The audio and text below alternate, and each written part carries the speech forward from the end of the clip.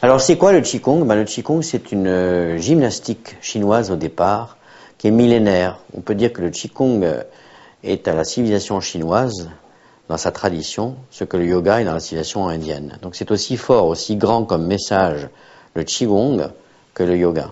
Et Qigong, ça veut dire en fait discipline, s'entraîner avec l'énergie. Si on disait ça en anglais, on dirait energy training pour parler de Qigong. Et en réalité, c'est une gymnastique qui a toujours des applications dans au moins 3 directions selon la tradition chinoise.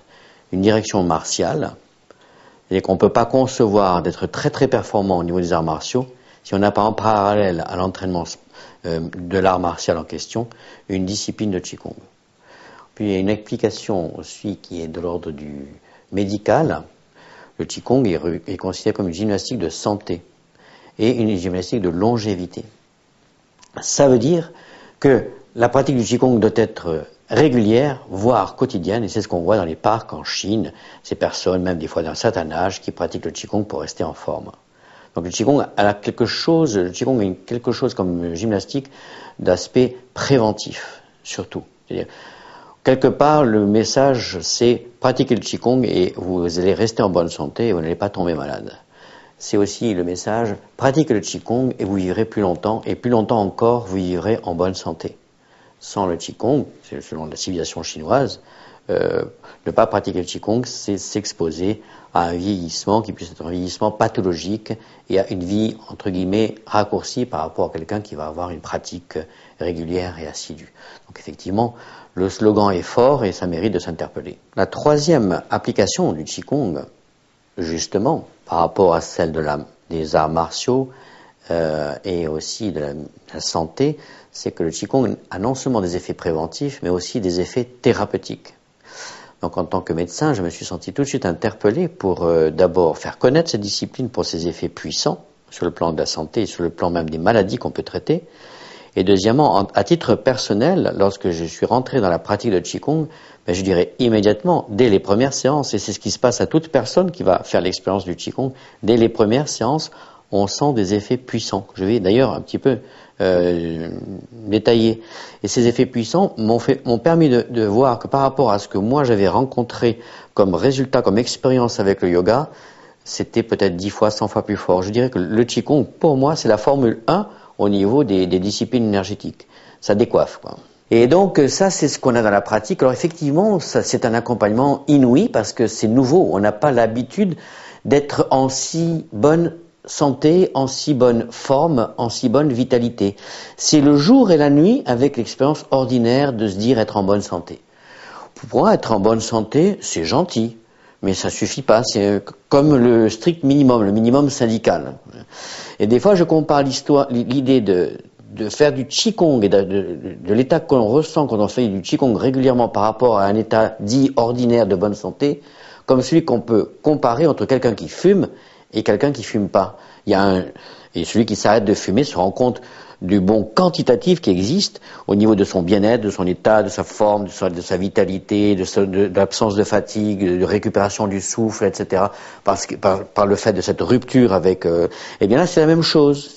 C'est aussi important la rupture qui existe entre l'état de santé dit ordinaire, que nous partageons tous normalement quand on est en état de santé, de bonne santé, ce qui est déjà un privilège, par rapport à l'état de suprasanté, parce que je l'ai nommé comme ça, avec 17 symptômes de bonheur qui peuvent décrire l'état de suprasanté. C'est la jubilation de vivre, la confiance en soi, une diminution du besoin de sommeil, une récupération plus rapide, le recul de la sensation de fatigue par rapport à l'effort qui soit physique ou intellectuel, la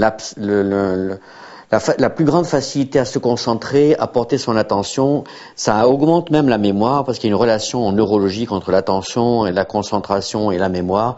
Enfin, il y a véritablement des résultats fabuleux, y compris dans le domaine sexuel parce qu'il y a un véritable reboostage de la sensation sexuelle et de la sensation orgasmique, c'est-à-dire qu'en fait, certaines personnes confient qu'après un certain nombre de semaines ou de mois de Qigong, elles retrouvent des sensations de fraîcheur, de pétillance et d'explosion et de force de l'énergie sexuelle qu'elles ne se rappelaient plus avoir eues qui s'était émoussée et qu'elle retrouve intacte comme des années avant. Ça, c'est un des signes de suprasanté. En Qigong, la chose va encore plus loin, elle devient hallucinante. D'abord, la chose la plus gentille, tranquille, que quelqu'un peut sentir en pratiquant le Qigong, c'est le Qi en lui-même. Soit sous forme d'une condensation du Qi dans un des centres d'énergie, notamment le bas-ventre, ce que les Japonais appellent le hara dans les arts martiaux. C'est la raison pour laquelle la pratique du Qigong est importante, parce qu'elle va développer cette puissance du guerrier, ou cette puissance de combat qui se trouve dans le hara, et permettre une meilleure performance à l'artiste martial. Et ceci se fait par le Qigong et par la condensation du Qi dans le bas-ventre. Ce Qi peut être également ressenti dans des trajets d'énergie ou dans des propagations au niveau du troisième œil, au niveau de différents centres d'énergie. Parce que bon, le système des chakras du système indien connaît à peu près son équivalent dans le système chinois, même si en Chine on n'appelle pas ça un chakra, on appelle ça un dantian, mais c'est à peu près la même chose. Et puis, il y a encore autre chose qui est peut-être parfaitement original au Qigong et unique au Qigong, si je le compare au yoga ou à d'autres gymnastiques, c'est que la personne peut entrer en contact avec le Qi de l'extérieur, c'est-à-dire le Qi de la nature, le Qi des arbres, le Qi des astres, le Qi du soleil, le Qi de la lune. Et il y a le développement d'une perception osmotique et d'osmose, d'entrée et de sortie du Qi de la part de celui qui pratique le Qigong. Alors on pourrait dire, tout à fait, c'est une vue de l'esprit, c'est joli, on peut se raconter des histoires et se faire de l'autosuggestion. Oui, mais la projection du Qi n'est pas seulement une vue de l'esprit théorique et simplement partagée comme une hypothèse pour interpréter ce qu'une personne ressent par sa pratique ou en recevant le Qi. Non, ça a fait l'objet depuis des décennies, depuis les années 80, de recherches scientifiques dans des laboratoires hyper sophistiqués avec du matériel très cher pour savoir et essayer de décoder quel est le phénomène physique qui sort de la main des maîtres qui projettent le Qi. Et là, on est surpris de constater que les recherches montrent des choses objectives, comme par exemple des phénomènes infrarouges, des phénomènes laser, des phénomènes électromagnétiques. Et donc, ça veut dire qu'il y a un phénomène objectivable du Qi.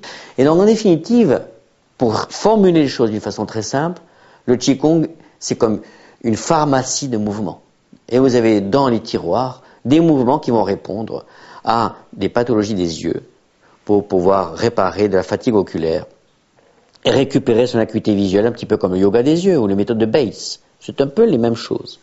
Des Qigong pour les oreilles, Qigong pour l'ensemble des organes sensoriels. La première illustration de l'aspect thérapeutique du Qigong qui a surpris et étonné une délégation de cardiologues américaines emmenée par le laboratoire Merck Sharp & Dohme dans les années 80, ça a été sur les résultats de la pathologie cardiovasculaire. Réparation de l'électrocardiogramme, du tracé électrique de l'électrocardiogramme, jusqu'à disparition pratiquement de l'onde Q, qui est le stigmate de quelqu'un qui a un infarctus, après Qigong, disparition, normalisation de l'électrocardiogramme. Les cardiologues occidentaux sont restés complètement à cette époque-là. Hein. Après, ça a été intégré. Hein. C'est intégré aux États-Unis aujourd'hui, ces choses-là. Ou Qigong, ou sophrologie, ou yoga, voilà, c'est rentré maintenant. Mais là, c'est un petit peu surprenant. Le Qigong, les résultats dans l'hypertension artérielle, remarquables. Avec la possibilité éventuellement, sous certaines conditions de surveillance par le cardiologue traitant, ou le médecin traitant, de pouvoir diminuer, voire de supprimer la médication thérapeutique d'un hypertendu à partir du moment où il a normalisé ses chiffres et de façon durable par la pratique du Qigong. Et ça a été montré aux cardiologues en 1989.